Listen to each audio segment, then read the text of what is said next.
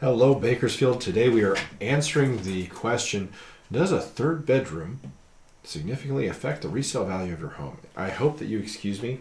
I do have the sniffles today. It is December 31st of 2019, last day of the year before we enter the second decade of the second millennium. I'm very excited about that. And I just have a little bit of a cold. So other than those little occasional sniffles, I'm going to try to keep those to a minimum. We will get through this as quickly as possible. So, someone presented to me the scenario or the proposition that the third bedroom in a house is critically important because it affects the resale value. This is something that I've heard many, many times before, and honestly, I didn't know whether it's true or not. So this morning, I decided to take a look at the data. I downloaded all of the data from the last 5 years from our MLS. From January 1, 2014 until today, December 31, 2019, I'm looking at the sale data for houses with 2 bedrooms and comparing them against houses with 3 bedrooms between the square footage of 1,700 and 2,500 square feet, just to kind of focus on the center of that curve. And really get to the heart of the data. So let's take a look here. Here's the last row of the data set. You can see 8122 right here in the corner. If you subtract 1 for the header, that's 8,121 individual lines of homes that sold. This one sold in 2015. This one sold in 2016. This one 2019. And all of these are completed sales, so we have hard actual numbers. Okay. We have a number of bedrooms listed here. We have whether or not they are in a, here it says adult, golf course, adult community. So adult community means 55 plus, and we are going to be segmenting our data based on 55 plus. And then over here we have lots and lots of charts and numbers, which I've turned into a PowerPoint presentation because PowerPoint makes things easier. So let's see here. Let's go to... So the question, how important is a third bedroom? We are reviewing 8,121 home sales between 2014 and 2020, and the numbers are interesting. So here is ultimately what I've found.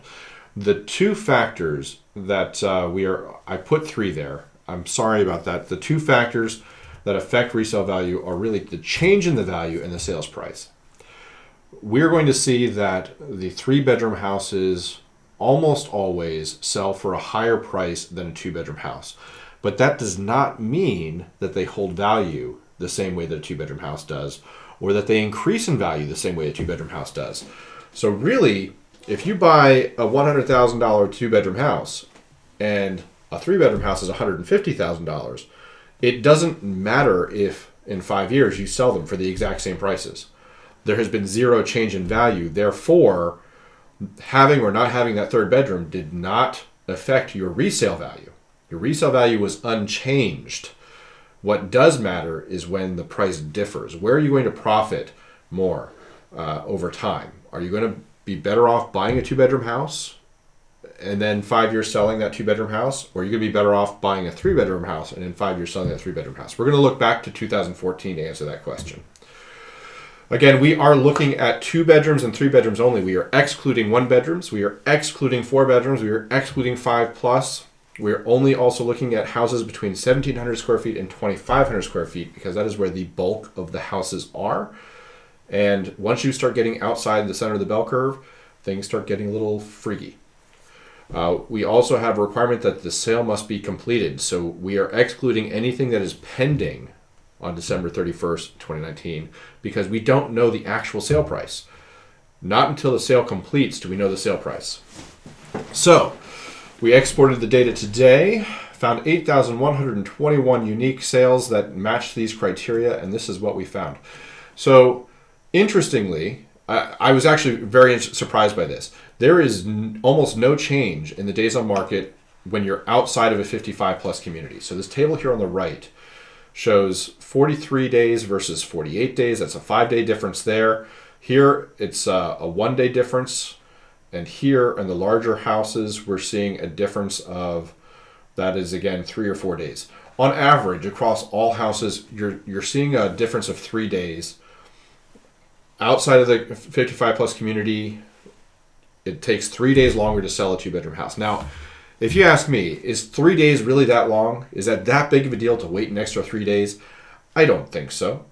So they're not really seeing a difference in how hard it is to find a buyer outside the 55 plus community. Things change when we move inside the 55 plus community. They change dramatically. One of the things that we see here on the smaller side, there's not much of a change, but on the medium and large houses, we see 15 days more to sell a 3-bedroom house. And on the large, we see a 30-day difference to sell a large house. You're now talking about not days, but weeks, 2 to 4 extra weeks in order to sell a 3-bedroom house. Now, why would that be, do you think? Is it because in a 55 plus community, you're not worried about where the kids are going to sleep? Is it because it's harder to rent to roommates? Is it because of the fact that when you're 55 plus, generally you like to just kind of have a peaceful place where you can enjoy the place to yourself and not have to worry about the other people invading your space? That's a question for you to answer. But ultimately, I think it's a combination of all three. The data shows that in 55 plus communities, 2-bedroom houses sell much faster than 3-bedroom houses. So that's something to consider. And so when it comes to days in market and how long it takes to find a buyer, your 3rd bedroom is actually going to hurt you. Sales price. Okay, now on the first slide, I said sales price doesn't matter. And to a degree, it's true. It does matter to the sense that it affects you, right? So outside of the 55 plus community, we see, as on the small and medium houses, we see that 3-bedroom houses sell for about $20,000 more than the 2-bedroom houses. Once you get to the large houses, there is no change in price. Okay, the same effect occurs on the large houses in the 55 plus communities. Once you get to the large houses, you no longer see a difference in price, or at least a significant difference between the 2-bedroom and the 3-bedrooms. What's interesting in the 55 plus communities is that the mid-range houses show the same trends as the outside 55 plus communities, but the smaller houses show a reverse trend. 2-bedroom houses have higher value than 3-bedroom houses. Perhaps that's because of the same reasons that it's harder to find a buyer for 3-bedroom houses. Okay, so not only now are we seeing that it's harder to find a buyer, now we're also seeing that buyers are willing to pay they're not willing to pay as much for that 3-bedroom house. And I think the reason is we're looking at a difference in lifestyle. Now, that doesn't necessarily mean that the 3rd bedroom hurts your resale value. And it doesn't mean that the 2nd bedroom helps your resale value. Because ultimately, the difference in price just means it's more or less expensive. What does that mean as far as profit? What does it mean as far as income? What does it mean as far as how much better or worse you are? For that, we're going to look at all of the house sales in 2014 and ask ourselves this question. Before we get into that chart, let's ask ourselves this question, okay? Let's switch back here. Okay, so here's the hypothetical, right? We're going to take all the house sales from 2014, and the question is, if we bought a house in 2014, how much did we pay for it? Now let's fast forward to 2019. If we sold that house in 2019, how much did we gain, or how much did we lose? If we gained more with a 2-bedroom house, then the 3rd bedroom actually hurts the resale value. If we gain more with a 3-bedroom house, then the 3rd bedroom helps the resale value. Do you see what I mean? So let's take a look at the actual numbers again. So this I find to be interesting. Again, we see a stark difference between the two communities. If you are not in a 55 plus community and you bought a 2-bedroom house in 2014, on average in 2019, that whole house sold for $15,000 less. So you were actually hurt by not having that 3-bedroom house. So the 55 plus bedroom, not in 55 plus with 3 bedrooms, sold for about $43,000 more. So the net difference, if you bought a 3-bedroom in 2014 instead of a 2-bedroom, you were about $60,000 better off today than you would have been if you bought a 2-bedroom. Okay? Outside the 55 plus community, it appears to be true that the 3rd bedroom helps the resale value, and not having that 3rd bedroom could hurt your resale value. Now, that being said, my wife and I added or converted one of the rooms in our house when we sold it in 2017. And so we had a room that was not considered a bedroom because it did not have a closet. We added a closet for $300, and voila, we get the benefit of having that extra room that we didn't have when we purchased the house. So you could buy the 2-bedroom house as long as it has that room that you can convert. You can see the kind of gains that you're seeing here with the 3 bedrooms, even though you bought a 2-bedroom. In fact, because the 2 bedrooms on average are lower in price, not only are you seeing the gains, but you're also getting the benefit of that $20,000 price difference when you convert that room into a 3rd bedroom. Okay, now there are certain requirements for that. The 3rd bedroom does need to be 10 by 10, just a little FYI, and you have to have a closet built into the room. Okay, so keep those in mind. When we go inside the 55 plus community, we see the exact opposite.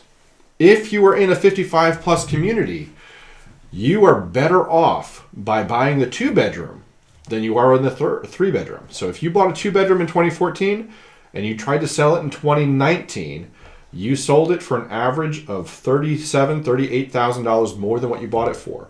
But if you bought a 3-bedroom, you only sold it for about $22,000 more than what you bought it for.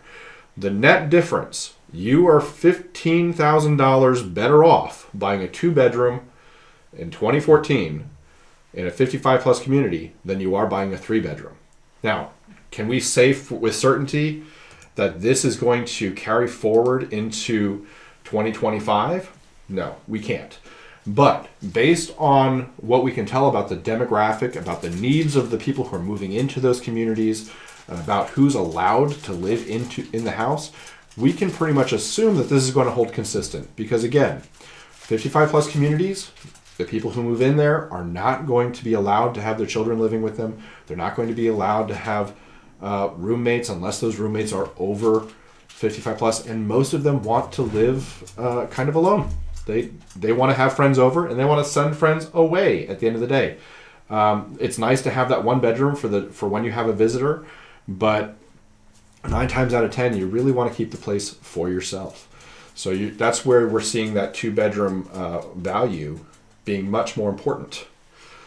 So let's keep that in mind.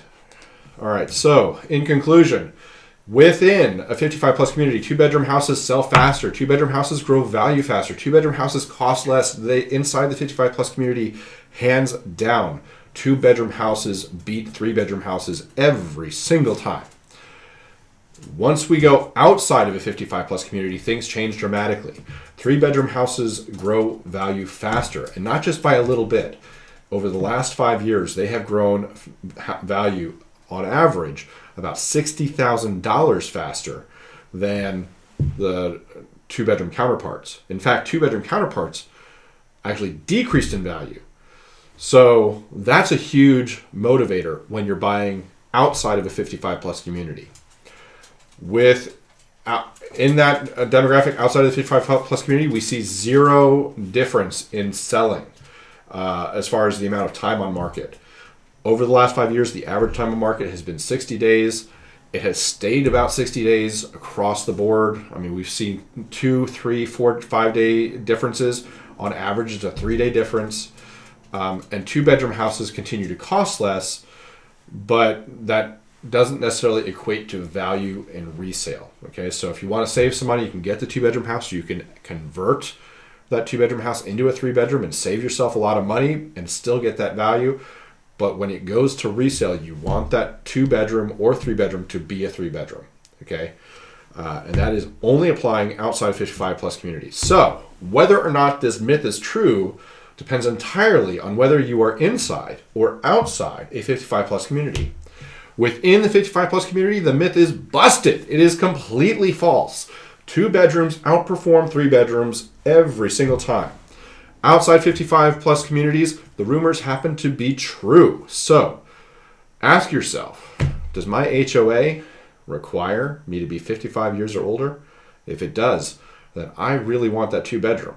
But if it does not, let's look for 3 bedrooms in order to maximize our return on investment. And as always, here at jared@watson.com, we believe very much that houses are an investment. They are something that can build value over time and help you retire, either by saving yourself mortgage expenses when you get to the age of retirement, or by selling and liquidating and converting that equity into something else. So we're always looking down the road to see where the best value is. Again, in 55 plus communities, the best value is in 2-bedroom houses. Outside 55 plus communities, the best value is in 3-bedroom houses. But you can always convert a 2-bedroom to a 3-bedroom if you need to. Thank you very much for participating and listening in this presentation. If you have any questions, reach out to me. My information is at jared@watson.com, jaredatwatson.com. If you are watching this video on my blog, you can look down below and you can see the data tables that I used with actual hard numbers. Which is great. If you're not on my blog, then leave a comment, share this with a friend. Don't forget, we're having the $20,000 referral bonus program in 2020. So if you have a friend who wants to sell their home in Bakersfield, you could win $20,000. More information is available at jared@watson.com. And I hope you have yourself a splendid 2020.